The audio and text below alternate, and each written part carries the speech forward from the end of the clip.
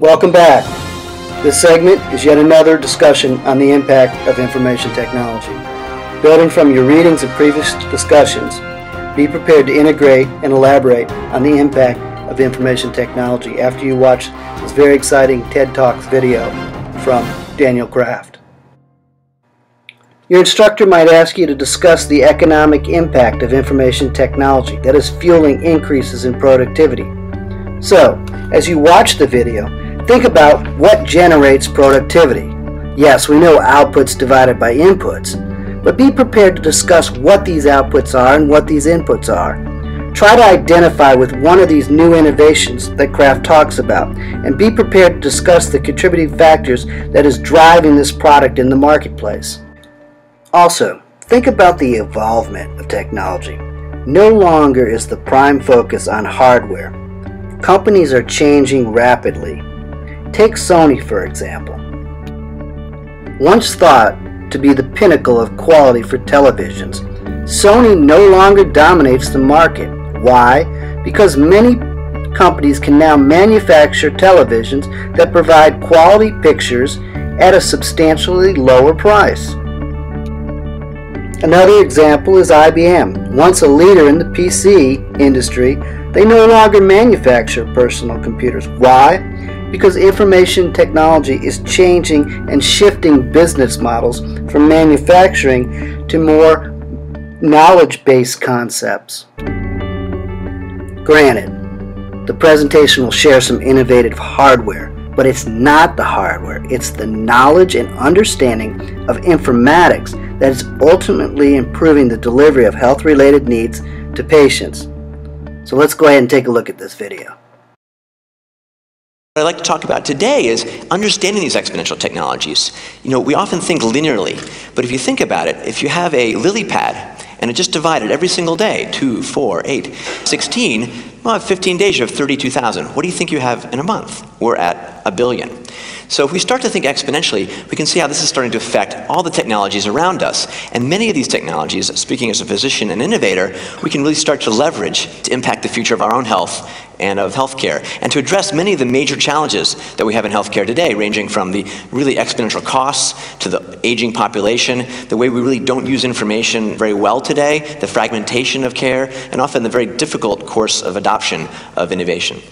And one of the major things we can do, we've talked a bit about here today, is moving the curve to the left. We spend most of our money on the last 20% of life. What if we could spend and incentivize physicians in the healthcare system and our own self to move the curve to the left and improve our health, leveraging technology as well?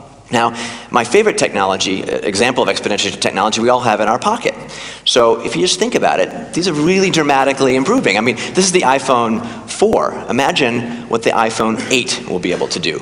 Now, I've gained some insight into this. I've been the track chair for the medicine portion of a new institution called Singularity University, based in Silicon Valley, and we bring together each summer about 100 very talented students from around the world, and we look at these exponential technologies from medicine, biotech, artificial intelligence, robotics, nanotechnology, space, and address how can we cross-train and leverage these to impact major unmet goals. We also have 7-day executive programs, and coming up next month is actually FutureMed, a program to help cross-train and leverage technologies into medicine. Now, I mentioned the phone. These mobile phones have over, I think, 20,000 different mobile apps available, to the point where there's one out of the UK where you can pee in a little chip, connect it to your iPhone, and check yourself for an STD. I don't know if I tried that yet, but that's available. There are other sorts of applications merging your phone and diagnostics, for example, measuring your blood glucose on your iPhone and sending that potentially to your physician so they can better understand, and you can better understand, your blood sugars as a diabetic. So let's see now how exponential technologies are taking healthcare. Let's start with faster. Well, it's no secret that computers, through Moore's law, are speeding up faster and faster. We have the ability to do more powerful things with them. They're really approaching, in many cases, surpassing the ability of the human mind. But where I think computational speed is most applicable is in that of imaging. The ability now to look inside the body in real time with very high resolution is really becoming incredible, and we're layering multiple technologies, PET scans, CT scans, and molecular diagnostics to find and seek things at different levels. Here you're going to see the very highest resolution MRI scan done to date, reconstructed of Mark Hodosh, the curator of TEDMed. And now we can see inside of the brain at a resolution and ability that was never before available, and essentially learn how to reconstruct and maybe even re-engineer or backwards engineer the brain so we can better understand pathology, disease, and therapy. We can look inside with real-time fMRI into the brain at real time. And by understanding these sorts of processes and these connections, we're going to understand the effects of medication or meditation and better personalize and make effective, for example, psychoactive drugs. The scanners for these are getting smaller and less expensive and more portable. And this sort of data explosion available from these is really almost becoming a challenge. The scan of today takes up about 800 books or 20 gigabytes. The scan of just in a couple of years will be 1 terabyte or 800,000 books. How do we leverage this information? Let's get personal. I won't ask who here's had a colonoscopy, but if you're over age 50, it's time for your screening colonoscopy. How would you like to avoid the pointy end of the stick? Well, now there's essentially virtual colonoscopy. Compare those two pictures, and now as a radiologist, you can essentially fly through your patient's colon and, augmenting that with artificial intelligence, identify potentially, as you see here, a lesion that, oh, we might have missed it, but using AI on top of radiology, we can find lesions that were missed before, and maybe this will encourage people to get colonoscopies that wouldn't have otherwise. And this is an example of this paradigm shift. We're moving to this integration of biomedicine, information technology, wireless, and I would say mobile now, this era of digital medicine. So even my stethoscope is now digital, and of course, there's an app for that. We're moving obviously to the era of the tricorder. So the handheld ultrasound is basically surpassing and supplanting the stethoscope. These are now at a price point of what used to be 100,000 euros or a couple $100,000. For about $5,000, I can have the power of a very powerful diagnostic device in my hand. And merging this now with the advent of electronic medical records, in the United States, we're still less than 20% electronic. Here in the Netherlands, I think it's more than 80%. But now that we're switching to merging medical data, making it available electronically, we can crowdsource that information. And now as a physician, I can access my patient's data from wherever I am just through my mobile device. And now, of course, we're in the era of the iPad, even the iPad 2. And just last month, the first FDA-approved application was approved to allow radiologists to do actual reading on these sorts of devices. So certainly, the physicians of today, including myself, are completely reliable on these devices. And as you saw just about a month ago, Watson from IBM beat the two champions in Jeopardy. So I want you to imagine we're in a couple years when we start to apply this cloud-based information. Well, we really have the AI physician and leverage our own brains and connectivity to make decisions and diagnostics at a level never done. Already today, you don't need to go to visit your physician in many cases. Only about 20% of actual visits do you need to lay hands on the patient. We're now in the era of virtual visits, from sort of the Skype-type visits you can do with American Well to Cisco that's developed a very complex health presence system. The ability to interact with your healthcare provider is different. And these are being augmented even by our devices again today. Here, my friend Jessica sent me a picture of her head laceration, so I can save her a trip to the emergency room. I can do some diagnostics in that way. Or might we be able to leverage today's gaming technology like the Microsoft Kinect and hack that to enable, let's say, diagnostics, for example, in diagnosing stroke using simple motion detection using $100 devices. We can actually now visit our patients robotically. This is the RP7. If I'm a hematologist, visit another clinic, visit a hospital. These are being augmented by a whole suite of tools actually in the home now. So imagine we already have wireless scales. You can step on the scale, you can tweet your way to your friends, and they can keep you in line. We have wireless blood pressure cuffs. A whole gamut of these technologies are being put together. So instead of wearing these kludgy devices, we can put on a simple patch. This is developed by colleagues at Stanford called the iRhythm. Completely supplants the prior technology at a much lower price point with much more effectivity. Now, we're also in the era today of quantified self. Consumers now can buy basically $100 devices like this little Fitbit. I can measure my steps, my caloric outtake. I can get insight to that on a daily basis. I can share that with my friends, with my physician. There's watches coming out that'll measure your heart rate, the Zeo sleep monitors, a whole suite of tools that can enable you to leverage and have insight into your own health. And as we start to integrate this information, we're going to know better what to do with it and how better to have insight into our own pathologies, health, and wellness.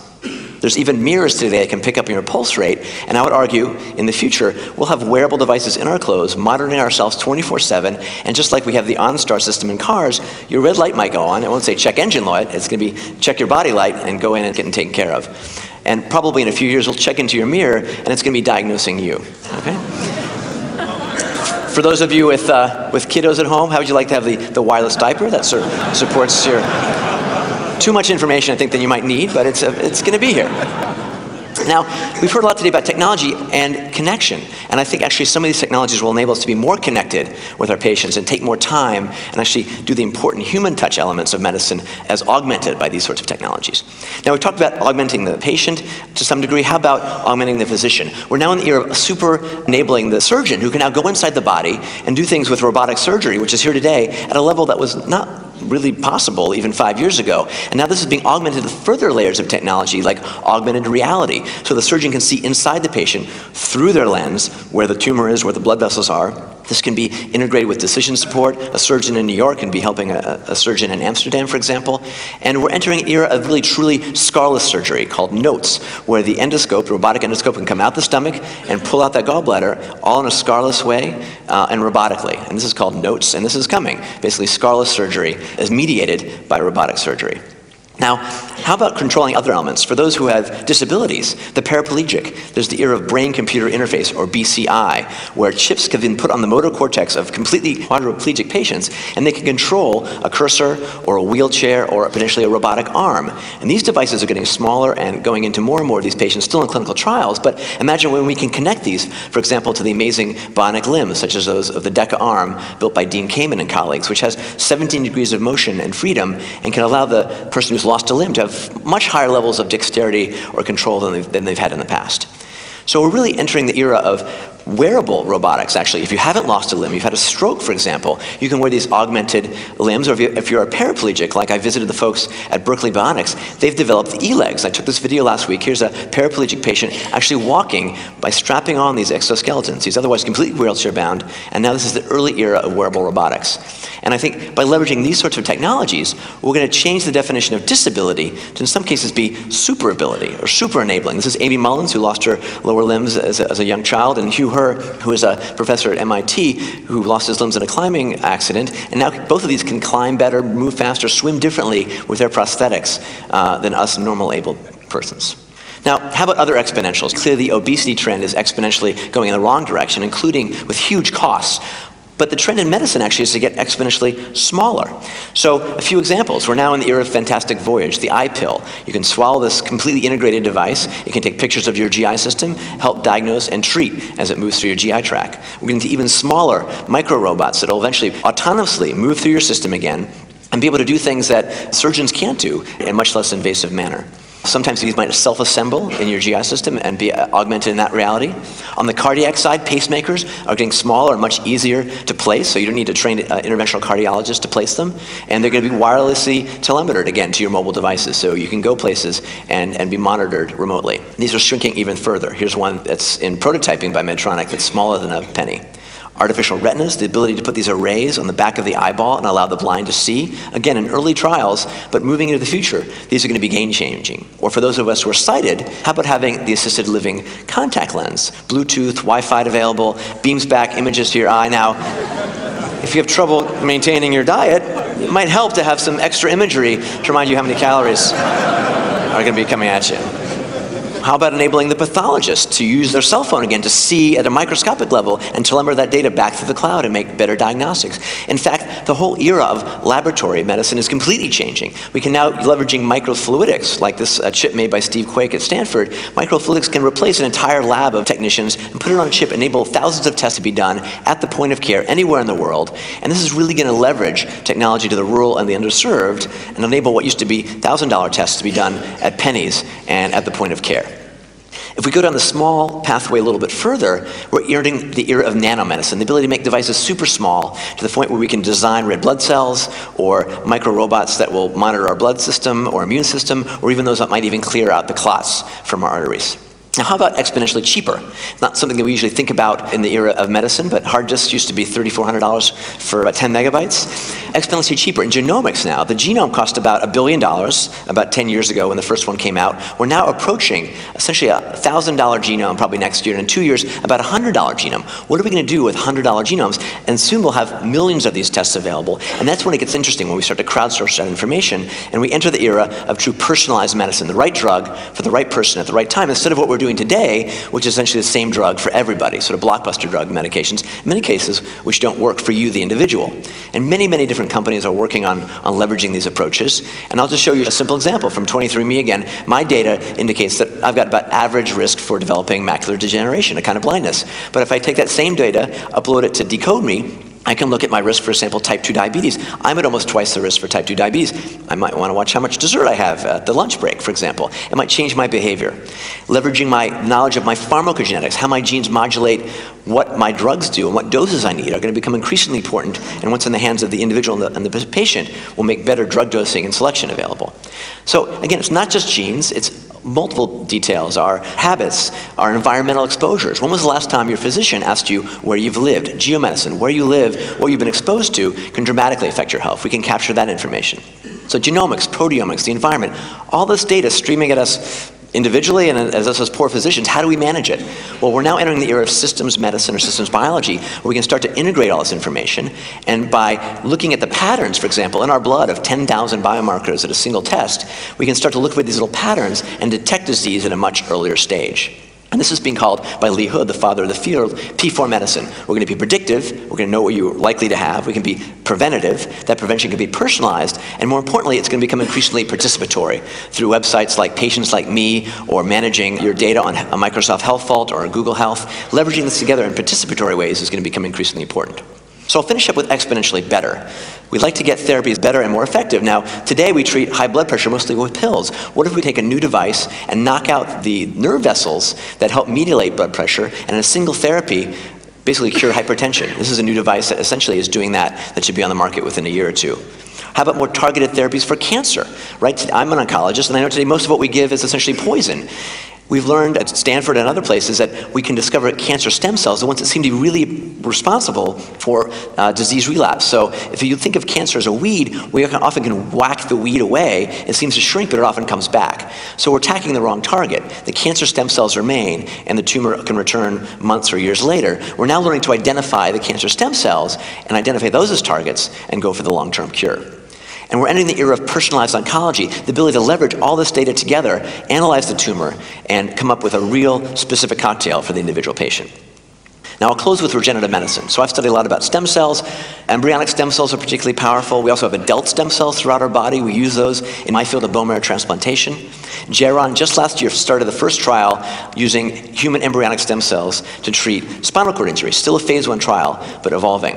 We've been actually using adult stem cells now in clinical trials for about 15 years to approach a whole range of topics, particularly in treating cardiovascular disease. If we take our own bone marrow cells and treat a patient with a heart attack, we can see much improved heart function and actually better survival using our own bone marrow-derived cells after a heart attack. I invented a device called the Marrow Miner, a much less invasive way for harvesting bone marrow. It's now been FDA approved and will hopefully be on the market in the next year or so. Hopefully you can appreciate the device there curving through the patient's body and removing the bone marrow instead of with 200 punctures, with just a single puncture under local anesthesia. But where is stem cell therapy really going? If you think about it, every cell in your body has the same DNA as you had when you were an embryo. We can now reprogram your skin cells to actually act like a pluripotent embryonic stem cell and utilize those potentially to treat multiple organs in that same patient, making your own personalized stem cell lines. And I think there'll be a new era of your own stem cell banking to have in the freezer your own cardiac cells, myocytes, neural cells, to use them in the future should you need them. And we're integrating this now with a whole era of cellular engineering and integrating exponential technologies for essentially 3D organ printing, replacing the ink with cells and essentially building and reconstructing a 3D organ. That's where things are going to head. Still very early days, but I think as integration of exponential technologies, this is the example. So in close, as you think about technology trends and how to impact health and medicine, we're entering an era of miniaturization, decentralization, and personalization. And I think by pulling these things together, we can start to think about how to understand and leverage these. We're going to empower the patient, enable the doctor, enhance wellness, and begin to cure the well before they get sick. Because I know as a doctor, if someone comes to me with stage 1 disease, I'm thrilled. We can often cure them, but often it's too late and it's stage 3 or 4 cancer, for example. So by leveraging these technologies together, I think we'll enter a new era that I like to call stage 0 medicine. And as a cancer doctor, I'm looking forward to being out of a job. Thanks very much. Thank you, thank you. Take a bow, take a bow.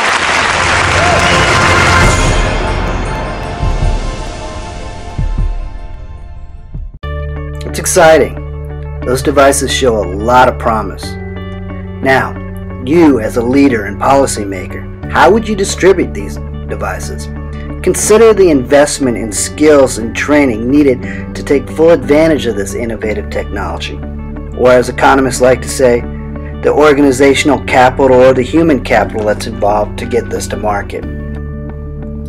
Information technology is improving the speed at which data is delivered and the sheer volume of data that is being delivered. This is called big data, and it's driving business models. For example, Google and Amazon are prime examples where they're making their decisions on data compared to making business decisions based upon what hippos think, as described by one of Bing's founders. Hippos, you ask? Hippos are the highest paid person's opinion in the organization. We've given you a lot to think about, and hopefully you'll have some fruitful discussions, as well as have plenty to write about, and hopefully you'll base your decisions on information and knowledge. Thank you again. Good evening.